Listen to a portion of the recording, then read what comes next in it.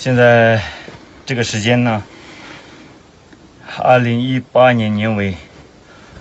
，2019年年初这个冬天，在那个尼泊尔喜马拉雅山红山，那尼泊尔呢，算这个地方叫波波，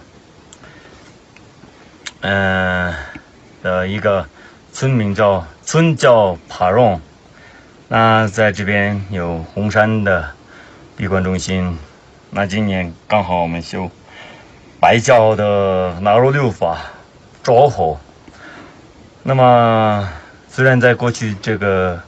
祖师们的这个传记里面是没有看到，可现在很多的地方闭关的人都有一种习俗啊，这个冬天呢，冷水啊，然后呢把这个披肩呢泡在冷水里面。这个冷水呢在我旁边右手边这边有结冰块，这是冰块。那么泡在水里面呢，就是要把这个披着。啊，这个现代的很多闭关人呢有这个习俗。那今天我呢也是这个看到很多人有这样的一个习俗呢。虽然这个没有什么特别的意思啊，只是说这个白教的纳罗六法的传承呢，至今为止还是非常的法脉呢，法的加持是没有间断。那么法的加持是没有间断，那人为的这个修持呢，当然是要靠自己啊。那今天这边呢，也是我用这个冷水要披一披，然后做一做的这个持气的这个修持啊，纳罗六法的这个着火的这个修持。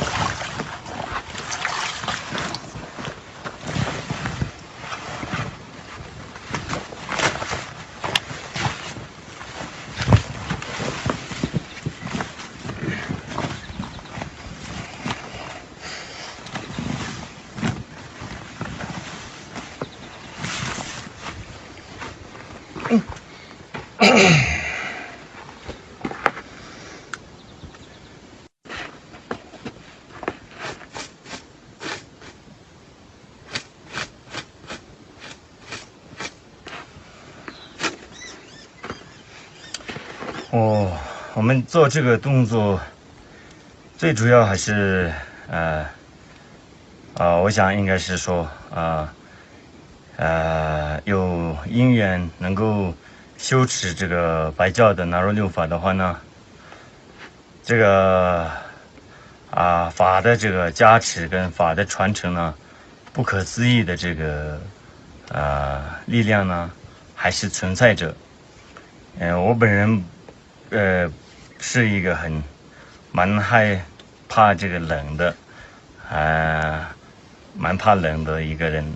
那么在这个地方海拔有4000多，接近5000，然后也是冬天这个时间基本上我们在这里目前有5位修纳罗六法的修行者。那今年的冬天呢，都是只有披这个披肩度过的。原先这个白白的，到现在有点变黑了。那这个相信就是着火的一个加持，法的一个力量。那最主要是我个人是根本上是只供彻赞法王以及我的闭关老师主本一息的一个2位的这个慈悲。从这个16岁开始呢，有接触这个大手印和纳罗六法，那到现在已经有21年了吧应该。然后基本上对这个法的一个修持是还算没有间断。那刚好今年呢又隔了20年嘛，然后有机缘再次的这边可以闭关纳入六法，那这也是对我个人是非常的一个感到珍惜的一个事情。那在此呢未来如果有机会修持修行的人，希望大家都能够接触到这个纳入六法，这个法确实是不可思议的。它不管是在我们此生、中阴生来生，都是能够得到一个不可思议成就的一个法脉。那最主要还是纳入六法这个法呢是方便法门，在金刚乘里面也是集生成道的一个法脉，就是法门。